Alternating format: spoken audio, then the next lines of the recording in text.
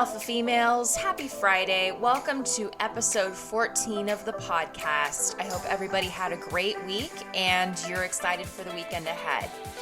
So for this week, I want to discuss recruitment prep and setting the right intentions and being in the right mental space for recruitment.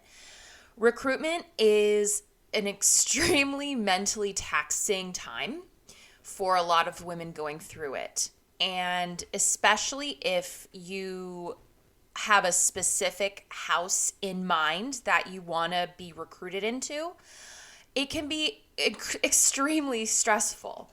So today I'm going to talk about ways you can mentally prepare for recruitment, as well as some things to keep in mind while you're going through the process, so that you don't get too overwhelmed and upset at whatever outcome happens. So one of the things that I would recommend you initially do before recruitment is obviously set a positive intention. And you may have some ideas about which house you want to get into already, which is great. It's always good to have an ideal in mind. However, do not let that preference overshadow the fact that there are several houses that will probably be a good fit for you. With that in mind, I think going into recruitment with as open of a mind as possible is the best advice I can give. I can't tell you how many women I saw when I was going through recruitment myself. They would be at their bid day parties and they were crying in the corner because they got into the house that they didn't want to get into, or they were just so emotionally exhausted and overwhelmed from the process that it was just too much, and they basically just broke down crying at their new home, basically. And personally, obviously when the bids go out, that's pretty much the sorority saying, yeah, we want you here. We want you to be a sister of our chapter. And so crying at a bid day is not really a good look. I'm just going to say that. It definitely is not a great representation of you and your potential sisterhood journey at that house. Regardless of whether it was your top house or not, you always want to set your best foot forward. So personally, I feel like if you are that upset about a bid, maybe it's just not the right fit, and maybe you need to back out of the process and try again next year. And fall recruitment is special in that you can only go through fall recruitment once a year, obviously, but if you go through the whole process and you back out after the bids go out, you have to wait a whole nother year to re-enter the process and do it again. So, keep that in mind. If you are going to reject a house for inviting you back, you will have to wait a whole other year to re-enter the process. And that is definitely, I think, going to keep things in perspective, especially if the reasons you're not psyched about getting into a house are superficial, especially if the reasons are because your friend's not in it and therefore it's not something you want to get into anymore just because your friend's not there. You don't know that your friends aren't already at that house. And by friends, I mean the women you're going to get to know, the women you're going to befriend, and the women who maybe you connected with during recruitment parties. Think back to all the conversations you had over the 3 days of recruitment. you can't tell me that there wasn't at least one sister maybe who you connected with at least each house. At none of the houses that I visited when I went through recruitment did I come back with an absolutely, oh my gosh, none of the conversations I had were that great and I didn't connect with anybody. That's not true. I connected with probably at least one girl at the house. And, even if that's not the case, the women that are going through the recruitment side on the sorority side, they are trying to connect with as many women as possible. So giving them the benefit of the doubt, even if you didn't really connect that deep. I mean, you try to connect with somebody while trying to talk over 100 other women in the same room. It's freaking hard. There's a reason why recruitment preparations start months ahead of recruitment. It's freaking hard. And creating that sense of connection is difficult. And unless you're a really skilled recruiter, it takes a lot of practice to get good at it, basically, is what I'm trying to say. So, realizing that, you're not a perfect person, they're not a perfect person, giving people the benefit of the doubt is definitely key here. And again, going back to, let's say you did not get the bid from the top house that you wanted, I would encourage women to at least go through the new member process. Go and try to keep as open of a mind as possible about whether you feel like this house is your home or not. You never know until you try. And recruitment, again, is such a stressful time. Your vision may be cloudy because you are so hyperfixated on one particular house. So that's why I would encourage women to keep as open of a mind as possible when it comes to getting a bid from a house that maybe you were not super excited about. Another aspect of keeping your mind right during recruitment is just keeping your stress levels under control. I would highly recommend just doing some breathing exercises before each party, just to steady your heartbeat a little bit, because I know how stressful it can be when you're walking into a group of women that you don't know and you're gonna have to basically put on a performance about yourself and try to sell yourself to this organization. And, that sounds kind of bad saying you're selling yourself, but you're pitching yourself. How's that? You're pitching yourself to this group of women and they're pitching themselves to you as well. So it really is a stressful environment. And again, highly recommend doing some breathing exercises. You can Google, breathing exercises on Google, and just kind of get your mind right. Because if you're going into it with a super stressed attitude, you're going to see things distorted. I went into recruitment extremely clear-headed, but that was because I kind of already knew which house I was going to get into, and I knew that they would pick me back. And that is definitely a benefit of when I was going through recruitment, legacies held more weight than they do nowadays.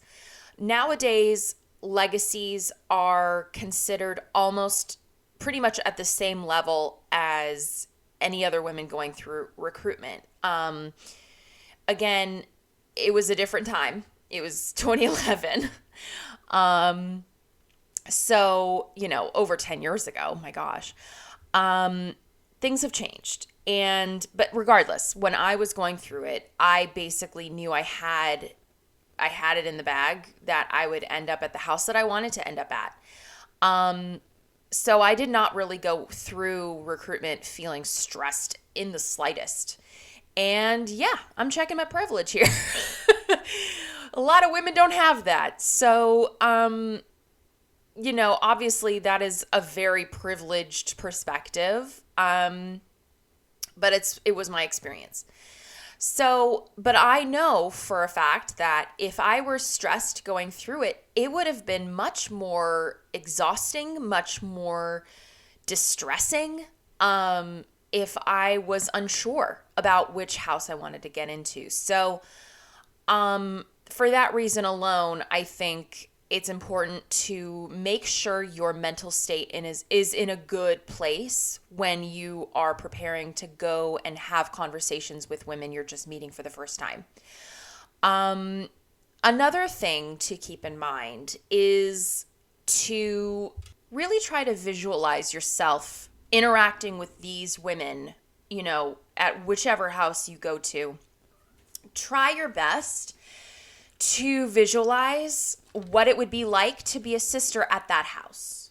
Really think hard, because if you cannot visualize it in the slightest, then it's probably not the house for you. If you connected with at least a couple of women at the house, then I think you're good to start kind of imagining what it would be like to join that particular chapter. And, let's be clear here. I think that a lot of the times women think that houses are vastly different, when in reality, sororities do not really differ that much from each other. On the same campus, at least, obviously the women are going to be slightly different from each house. But all sororities have things in common. They all have common philanthropic aspirations. They want their sisters to be good scholars. They want to be represented in the best light when it comes to participating in, competitive sports or whatever the competition is of the day, of the moment, whether it's Derby Days or Run for the Roses, whatever it may be, they want, the best, they want the best outcome. And so for that reason alone, you don't really have to worry that much about which house you end up in, unless you can tell that there's a definite, obviously do a vibe check. If you feel like you are not going to fit in ever, that is something to definitely listen to. Do not overlook that.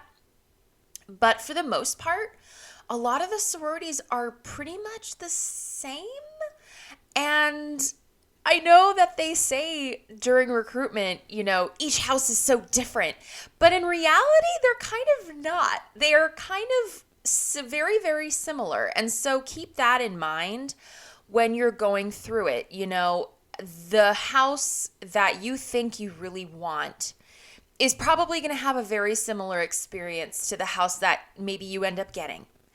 The main difference here is the women in the group.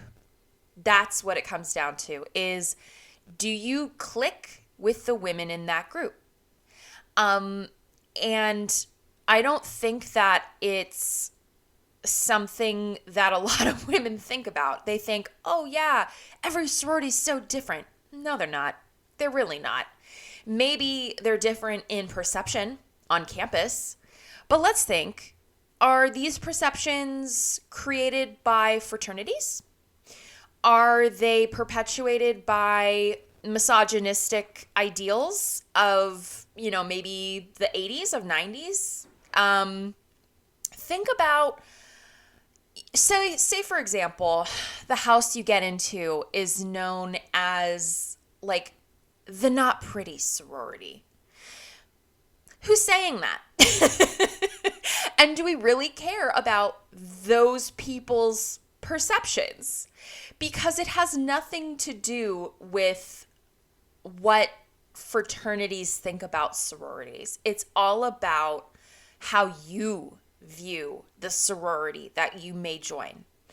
I just think that when I was going through it, that was definitely a perception of certain sororities at the time. Like, the idea was, oh, well, I want to join the pretty sorority, or I want to join the girls who seem to have it all.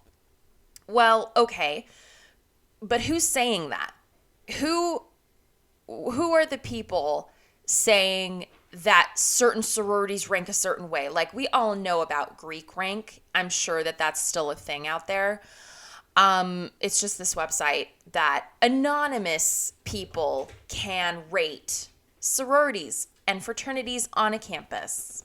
And we all know anonymity means that people can go on Greek rank with an agenda and not give any, real reasons for giving a certain sorority a certain ranking.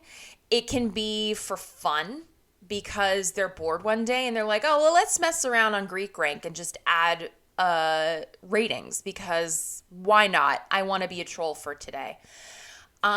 Keep that in mind when you're reading those websites. And honestly, don't go on those websites. It does not give a full picture of what you're actually going to experience with those women in that sorority. And if I had gone on Greek rank to look up my sorority, I think maybe I would have been deterred because of the petty bull that I read. And I think, everything needs to be experienced. Everything about a sorority experience needs to be experienced firsthand before you can really, truly judge it. And again, we don't know who is plugging in those Greek rank votes. But a lot of the ratings that I read about my sorority were very petty and very superficial and had nothing to do with the women's personalities or their contributions on campus.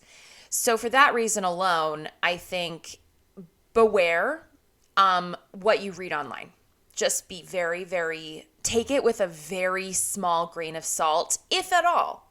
Quite honestly, I would recommend just not reading it because it's inaccurate a lot of times. And who cares about what anonymous people have to say online? I mean, if that's something you really care about, then sure, go ahead, do it. But you don't know a house until you know a house, basically, is what I'm trying to say. So going back to setting your mind right, obviously, you cannot really do a lot of research into a house until you start the recruitment process. And by research, it just means getting to know the women that you talk to at the house. That should be the basis of your quote unquote research. Sure. And again, sure, sororities may say, oh, we're so different. Again, they're not. You're going to have a very similar experience at whichever house you pick. That's the bottom line. And sorry to break that illusion for you if you had this idea that the sorority that you really want to join is so different. They're really not. They're really not. It's going to be very similar because all sororities have national... Okay, so the Panhellenic sororities all have very similar guidelines, and they all have national oversight into their chapter operations. So a lot of times, again, the experience is going to be the same pretty much whichever sorority you pick. They may slightly vary, maybe, in the traditions, in the practices, in the rituals. But rest assured, whichever house you pick, you're probably going to have a similar experience regardless of where you end up. So the main takeaway here is what I want to really drive home is to just focus on the conversations you have during recruitment. That should be the main basis of where you end up deciding to go back to from, day 1 to day 2 to day 3.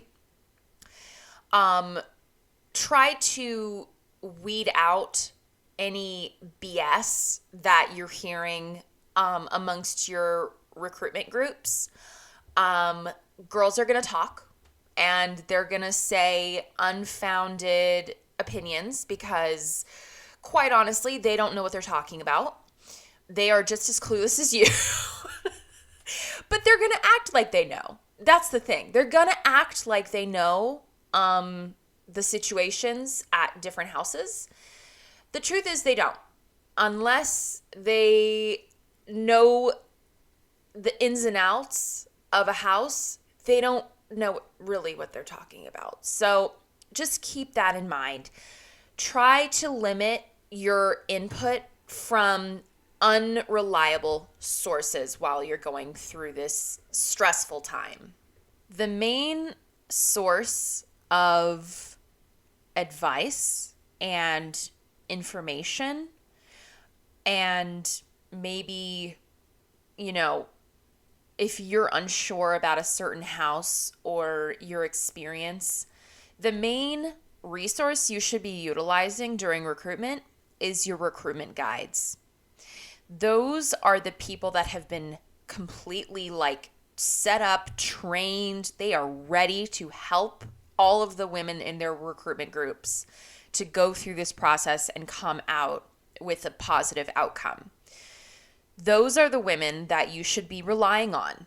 If you have any concerns or questions or need to bounce ideas off of them, they are there at your disposal.